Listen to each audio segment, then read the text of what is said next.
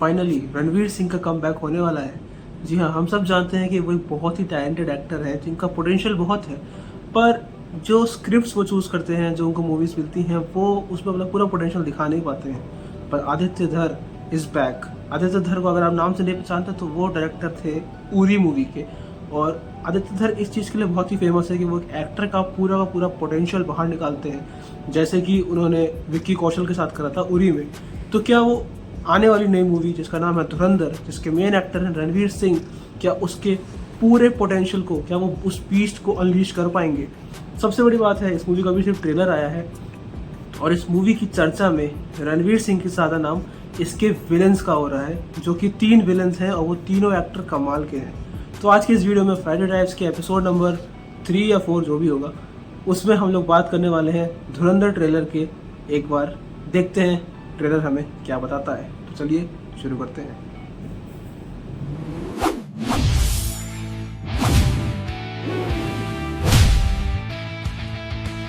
सबसे पहले तो ट्रेलर का स्टार्टिंग, सबसे खतरनाक शॉट पूरे ट्रेलर का मैं कहूँगा।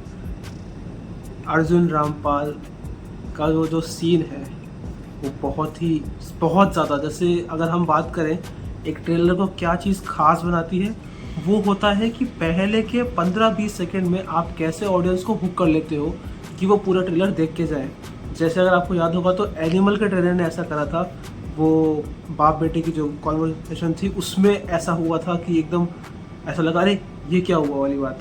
तो वही चीज़ जब अर्जुन रामपाल का वो सीन दिखाया जाता है पहले 10-15 सेकेंड्स में, तो वो चीज़ एकदम गूज़बम्स देती है कि वो भाई साहब, उससे आपको ब्रुटैलिटी जो मूवी में होने वाली है उसका अंदाज़ा लग जाता है।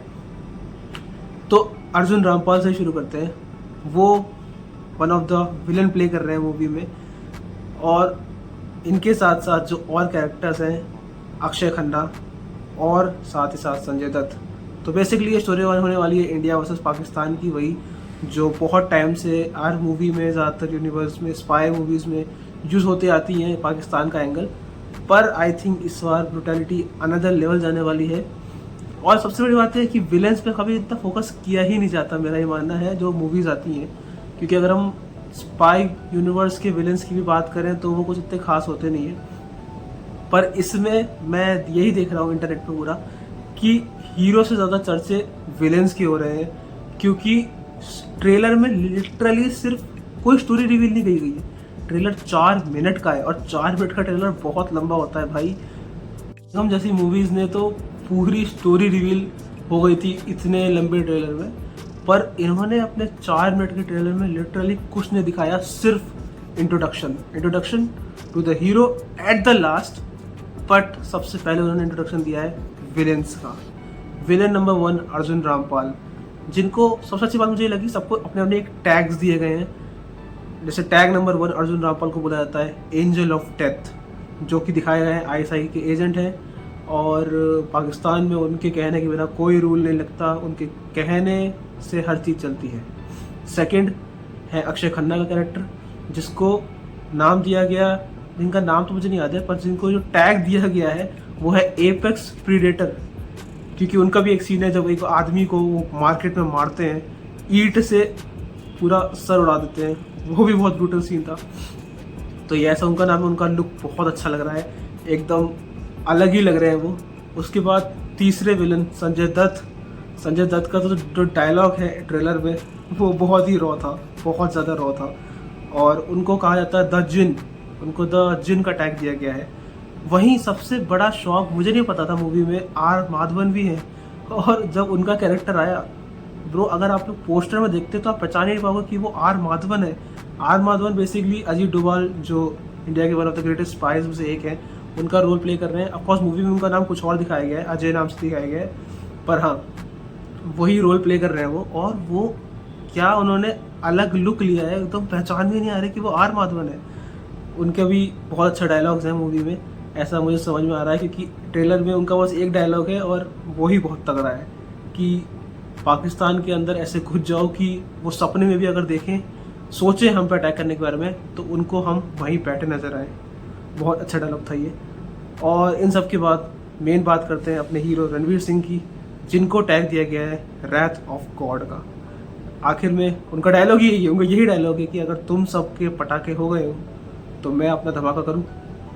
तो एक अच्छा इंट्रोडक्शन था। उनका लुक बहुत अच्छा है, और उनका लुक ऑफ कोर्स, ये स्टोरी पूरी इंस्पायर्ड है एक रियल इंसिडेंट से, क्योंकि ये जो 3 विलेंस मैंने बताए ये सच में एग्जिस्ट करते थे, ये लोग करते हैं, आई डोंट नो।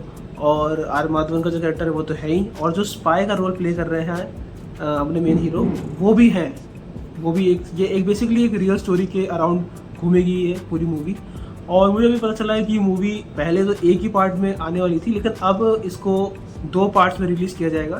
पहला पार्ट इसका अभी आ रहा है अगले महीने, और जो अगला पार्ट आएगा वो 6 महीने बाद आएगा। अब आदित्य का ये कहना है कि ऐसा उन्होंने क्यों करा, ताकि जो मूवी है वो एक पार्ट में ज़बरदस्ती डाल दी गई वाली बात ना लगे, कि ज़बरदस्ती मूवी में बस स्टोरी पूरी करने के उसमें इन्होंने एक ही पिक्चर बना दी, 2 मूवीज़ बन सकती थी टाइप। तो उन्होंने कहा हम सही से दिखाना चाहते हैं, और हमारे पास एक एंडिंग है, हमारे पास फर्स्ट पार्ट की एक अच्छी एंडिंग है, जहाँ पे ऑडियंस हुक में रह जाएगी कि अरे वाह अब आगे क्या होगा टाइप।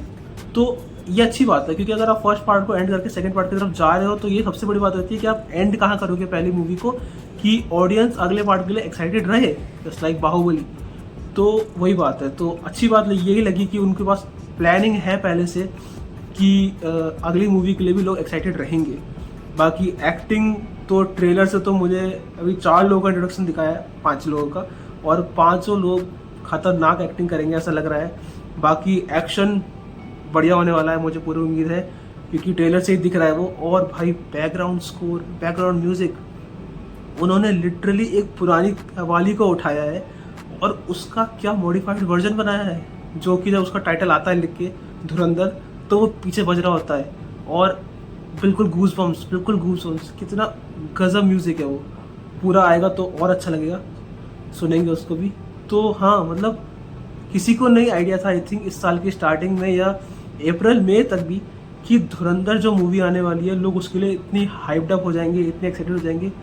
पर वही चीज़ है, आई थिंक ट्रेलर्स इस चीज़ में बहुत बड़े रोल प्ले करते हैं। एनिमल के टाइम पे भी यही हुआ था, किसी को इतनी उम्मीद नहीं थी, पर जब ट्रेलर आया तो एकदम से हाइप बढ़ गई थी। और सेम इसके साथ भी हुआ है। और बेसिकली बात यह है कि डायरेक्टर से भी बहुत उम्मीदें हैं, बिकॉज उन्होंने पिछली मूवी बहुत अच्छी बनाई थी, तो ये मूवी भी वो अच्छी बनाएंगे, यही उम्मीद में हम जा रहे हैं। और पिक्चर आ रही है 5 दिसंबर को आई थिंक, तो थिएटर्स में देखेंगे ज़रूर, और तब रिव्यू करेंगे मूवी का। बाकी ट्रेलर मुझे अच्छा लगा और हाइप बढ़ गई एकदम से मूवी की, तो ज़रूर देखेंगे। और मैं मिलता हूँ आपसे अगली वीडियो में, तब तक के लिए देखते रहिए फ्राइडे ड्राइव्स।